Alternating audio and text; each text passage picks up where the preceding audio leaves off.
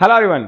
आप हमारे श्री परम पूजनीय प्रेमानंद जी महाराज को तो जानते होंगे। बहुत सारे लोग हैं जो इनको भगवान श्री कृष्ण की भक्त के तौर पे जानते हैं, और बहुत सारे ऐसे लोग भी हैं जो ये जानते हैं कि इनकी दोनों किडनियां जो है वो माल फंक्शन कर गई, यानी कि इनकी दोनों किडनियां जो है वो डैमेज हो चुकी है, दोनों किडनियां फेल हो चुकी है, बट फिर भी ये सर्वाइव कर रहे हैं। इंटरेस्टिंग बात ये है कि जब किसी इंसान की एक किडनी डैमेज होती है तो वो दूसरी किडनी के सहारे जिंदा रह सकता है, लेकिन अगर दोनों ही किडनियां जवाब दे जाए, दोनों ही किडनियां माल फंक्शन कर जाए, तो इंसान का सर्वाइव रहना बहुत मुश्किल होता है। और उसमें सब 1% लोग होते हैं जो सर्वाइव कर पाते हैं, उसमें से हमारे प्रेमानंद जी महाराज हैं। अब डेफिनेटली इनकी भक्ति का ये असर है कि ये जिंदा रह पा रहे हैं, सर्वाइव कर पा रहे हैं। अब एक्चुअल में किडनी की माल फंक्शन होता क्या है वो समझाता हूं। हीमोडायलिसिस क्या होता है वो चीज हम समझेंगे। सबसे पहले हमारे पास में किडनी आती है। किडनी का काम क्या होता है, हमारी बॉडी में जितनी भी टॉक्सिक सब्सटेंस है, चाहे वो आपका क्रिएटिनिन हो, हिप्योरिक एसिड हो, या फिर जो एक्स्ट्रा ड्रग हो जो हम लेते हैं, कई बार आप देखते हो हमारे यूरिन का कलर येलो हो जाता है, हमारे सुसु यानी स्टूल पॉटी का कलर डार्क हो जाता है। रीजन क्या है, वो टॉक्सिक सब्सटेंस हमारे उस एक्सीट्रा में चले जाते हैं। तो ये किडनी का फंक्शन हो गया। अगर ये किडनी ही काम नहीं करेगी तो वो डिपोजिशन, वो टॉक्सिक सब्सटेंस हमारी बॉडी में इकट्ठे होने शुरू हो जाएंगे, और हमारे जो ब्लड है उसके अंदर वो टॉक्सिक सब्सटेंस इकट्ठे हो गए तो हमको हाई बीपी, लो बीपी, या फिर पोटेशियम के जो कंसंट्रेशन है वो हाई होने की वजह से हार्ट फेलियर की कंडीशन भी देखने को मिलती है। तो जरूरत पड़ती है हमको यहां पे डायलिसिस की, यानी किडनी अगर काम नहीं कर रही तो उस किडनी का काम हमको किसी मशीन से करवाना पड़ेगा, और उस मशीन को हम बोलते हैं डायलाइजर।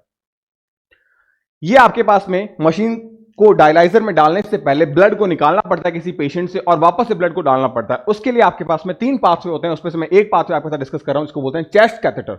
यहां पे क्या करते हैं, आपको 2 कैनाल दिख रही है, बेसिकली ये आपकी सेंटर कैनाल है।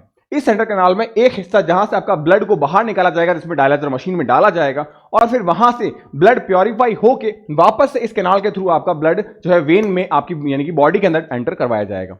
अब बेसिकली इस पूरे फिनोमेना को मैं आपको समझाता हूं इमेज के माध्यम से। यहां पे आपको आर्टरी दिख रही है, इस आर्टरी से हमने ब्लड लिया। अब अगर आपकी बॉडी में है तो ब्लड क्लॉट नहीं होता, ब्लड खून जो है उसका थक्का जमता नहीं है। लेकिन जैसे ही ब्लड आपकी बॉडी से बाहर आया, एयर के कांटेक्ट में आने पे क्या होगा, ये ब्लड जमने लगेगा। तो यहां पे आपका जो है ब्लड पंप है वो ब्लड को रोटेट करवाता है, और यहां पे हम डालते हैं हेपारिन। हेपारिन हमारा एंटीकोगुलेटिंग एजेंट है। एंटीकोगुलेटिंग एजेंट का मतलब होता है ये खून को जमने नहीं देता, तो खून जमेगा नहीं तो खून फ्लो होता रहेगा, चलता रहेगा। यहां पे हम ब्लड प्रेशर को मेंटेन करते हैं, जो हमारा सिस्टोलिक और डायस्टोलिक प्रेशर होता है 80-120, वो हम मेंटेन करके चलते हैं यहां पे। ये हमारा डायलाइजर हो गया। इस डायलाइजर का जो कंसंट्रेशन है वो हमारे ब्लड प्लाज्मा जैसा होता है। इससे क्या होता है, ये बिहेव करता है एज ए ब्लड प्लाज्मा, और यहां से uric acid, urea, creatinine, hippuric acid, जितने भी एक्स्ट्रा ड्रग और जो आपके टॉक्सिक सब्सटेंस है वो निकल जाते हैं बाहर, और वो यहां से बाहर निकल जाते हैं। बाहर से निकलने के बाद में अब यहां से आपका डिटॉक्सिक ब्लड जो है वापस बाहर आ जाएगा, यानी यहां से आपका ब्लड जो है प्योरीफाई हो गया। इसको वापस से प्रेशर मेंटेन करके आपको वापस आपकी वेन के थ्रू क्या किया जाता है, आपकी बॉडी में डाल दिया जाता है। तो ये पूरा प्रोसेस जो था वो था हमारा हीमोडायलिसिस, और जो हमारा ये इक्विपमेंट था इसको हम बोलते हैं आपका डायलाइजर। और भी कुछ चीजें मैं आपके साथ डिस्कस करता हूं। हीमोडायलिसिस को आपने सिंपली वे में देख लिया। आप जनरली जब हॉस्पिटल्स में जाते हो तो आप देखते हो कि डायलाइजर मशीन के पास में कुछ 2 केन पड़े होते हैं। ये जो 2 केन जरीगन दिख रहे हैं, ये क्या है, आपकी डायलाइजर फ्लूइड है। क्या है ये, डायलाइजर फ्लूइड है। इनका जो कंसंट्रेशन होता है वो होता है हमारे ब्लड प्लाज्मा जैसा, यानी जब कभी हमको चोट लगती है तो येलो येलो सब्सटेंस हमको बॉडी से बाहर दिखता है, वो होता है ब्लड प्लाज्मा।